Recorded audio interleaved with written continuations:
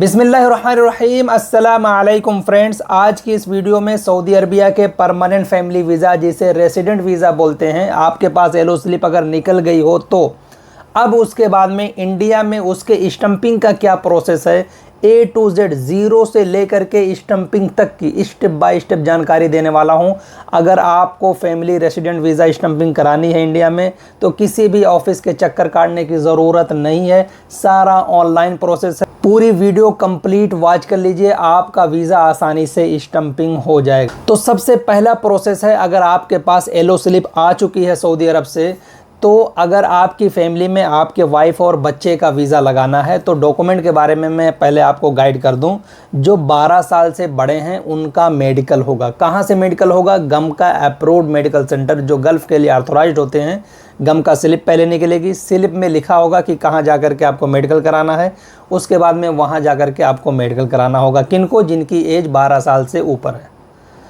और जिनकी एज 12 साल से कम है, सपोज दैट आपके बच्चे हैं जिनकी उम्र 12 साल से कम है, तो उनका पोलियो सर्टिफिकेट गम का अप्रूव्ड मेडिकल सेंटर से निकलवाना होता है और उसको MEA से अपोस्टाइल या सऊदी एम्बेसी से अटेस्टेशन और अरबी ट्रांसलेशन कराना होता है। दोनों में से कोई एक कराना होता है, दोनों कराने की ज़रूरत नहीं है। अल्हम्दुलिल्लाह सऊदी एम्बेसी से अटेस्टेशन हुआ या अरबी ट्रांसलेशन का काम हुआ या अपोस्टाइल का काम हुआ या पोलियो सर्टिफिकेट गम का अप्रूव्ड मेडिकल सेंटर से निकलवाना हुआ, आपको कहीं भी आने जाने की ज़रूरत नहीं है। घर बैठे आपका सिर्फ बच्चे का पासपोर्ट चाहिए और फोटो चाहिए, बच्चे का गम का अप्रूव्ड मेडिकल सेंटर से पोलियो सर्टिफिकेट हम लोग निकलवा करके अपोस्टाइल अटेस्टेशन अरबी ट्रांसलेशन करा करके आपके घर पे कोरियर कर देंगे। उसके बाद में सिर्फ आपके वाइफ का या जो बच्चे बड़े हैं 12 साल से ऊपर के हैं या जो भी फैमिली मेम्बर आपके 12 साल से ऊपर के हैं उनका सिर्फ मेडिकल कराना है। मेडिकल की फिट रिपोर्ट आने के बाद में जो सेकंड स्टेप है आपका, वो VFS सेंटर का अपॉइंटमेंट बुक करना है। अपॉइंटमेंट की बुकिंग हो गई, उसके बाद में डॉक्यूमेंट की लिस्ट में बता रहा हूँ, आप ध्यान से सुनिएगा।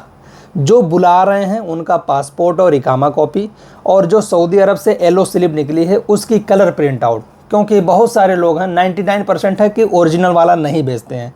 तो अगर आपके पास उसकी कॉपी है तो क्लियर स्कैन कॉपी मंगवाइए। हस्बैंड से बोलिए कि उसको स्कैन करा करके कंप्यूटर की दुकान से अच्छा सा स्कैन कॉपी भेजें, कम से कम 300 से 600 DPI में, ताकि इंडिया में जब आप प्रिंट आउट निकलवाओ कलर तो वो ओरिजिनल के जैसा लगे। तो colour print out yellow slip का, और जिनका वीज़ा लगना है उनका ओरिजिनल पासपोर्ट एक कॉपी, उसकी जो अपॉइंटमेंट निकाले हैं VFS ताशीर की उसकी एक कॉपी, आपका जो मेडिकल हुआ है उसकी फ़िट रिपोर्ट ऑनलाइन आ जाती है उसकी भी एक कॉपी ले लें, और जो बच्चे हैं उनका बर्थ सर्टिफिकेट और पोलियो सर्टिफिकेट ओरिजिनल और उसकी एक कॉपी, और जो आपका मैरिज सर्टिफिकेट है, क्योंकि मैरिज सर्टिफिकेट भी उसके लिए ज़रूरत पड़ती है। अगर हस्बैंड वाइफ दोनों के पासपोर्ट पे एक दूसरे का नाम है तो ठीक है, इसकी ज़रूरत नहीं है। लेकिन अगर ऐसा नहीं है, वन ऑफ देम है स्पाउस नेम, तो मैरिज सर्टिफिकेट या निकाहनामा को भी एम्बेसी से अटेस्टेशन या MEA से अपोस्टाइल करा करके साथ में ले करके जाना होता है। कोई अगर पुराना पासपोर्ट बना होगा रेनुअल के टाइम पे तो वो भी साथ में ओरिजिनल लेकर के जाना है। 3 से 4 white background passport size photo भी। तो ये डॉक्यूमेंट की लिस्ट है जो आपको एक फ़ाइल तैयार करके उसमें रख करके ले करके जाना है। VFS सेंटर जाओगे, फिंगर होगा, वहीं से मूफ़ा मिलेगा। फिर मूफ़ा जब आपका मिल जाए तो आप मेडिकल सेंटर जाएं, उनको मूफ़ा दे करके मूफ़ा अपडेट करा करके अपनी मेडिकल की हार्ड कापी ले लें, और VFS सेंटर वाले से पूछ लें कि क्या आपको हार्ड कापी की ज़रूरत है या नहीं है। अगर वो कहें हाँ ले आइए, तो आपको फिर से VFS सेंटर ले करके जा करके हार्ड कापी सबमिट करना है। अगर वो मना कर दें कि नहीं, जो आपने ऑनलाइन फ़िट की रिपोर्ट लाई है उसी से काम चल जाएगा, तो फिर उनको हार्ड कापी जमा करने की दोबारा ज़रूरत नहीं है। या बहुत सारे मेडिकल वाले ऐसे हैं जो रिक्वेस्ट करने पे हार्ड कापी दे देते हैं बग़ैर मुफ़ा दिए हुए, और बहुत सारे ऐसे होते हैं कि बग़ैर मुफ़ा दिए हार्ड कापी नहीं देते हैं। तो वो आप कैसे कन्विंस करते हो वो आपके ऊपर है।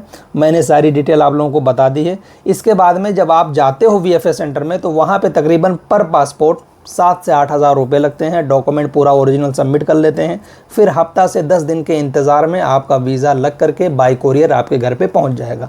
अगर आपका घर VFS सेंटर के करीब है तो आप बोल दो वहाँ पे कि हमें कोरियर सर्विस नहीं चाहिए, हम यहीं से आकर के अपना डॉक्यूमेंट लेंगे, तो वो लोग कोरियर सर्विस नहीं ऐड करते हैं। और जब आपका वीज़ा लग जाएगा तो आपको मैसेज चला जाएगा, या आप ऑनलाइन भी उसको ट्रैक कर सकते हो VFS ताशीर की वेबसाइट पर जा करके, या ऑनलाइन मूफ़ा की जो वेबसाइट है वहाँ से भी ट्रैक कर सकते हो।